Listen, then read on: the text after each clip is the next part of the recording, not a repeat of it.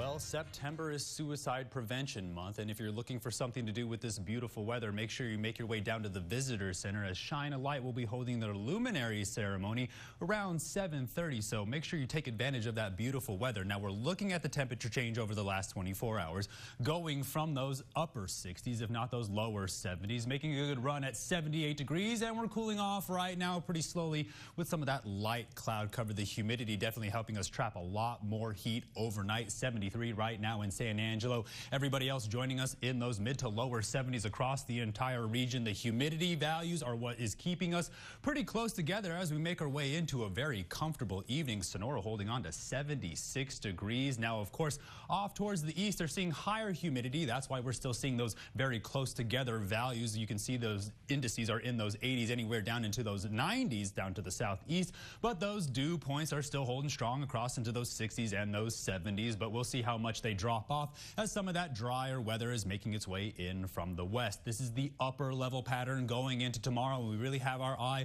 on this strong low pressure system over the Great Lakes. It will time out perfectly as that high pressure pushes in from the west, keeping us in those mid 80s, but we're keeping our eye on the next low pressure system off the west coast. It's going to be following some record setting heat off near the west into Arizona. Nothing to worry about here in the Concho Valley. Nothing but beautiful weather. We're watching the circulation slowly drop from Montana down into Wyoming, into Colorado as it works in tandem with the circulation off towards Louisiana, pulling that dry air in from the west, and right behind it, more cool, beautiful weather as we make our way into this beautiful fall. Now, the cold front is going to push this moisture, these concentrations of orange that we have seen over the last 5 days off towards the east, and the Concho Valley finds itself back into those shades of green. But you take a good look at the pattern, strong concentrations, an area of dry, more moisture in those blues, then a pocket of dry air, and take a good look. We're seeing that stove piping back up into Nebraska. That's usually a good indicator of severe weather on its way. Now, severe weather outlook has pushed out of the Concho Valley, but when we talk about severe weather,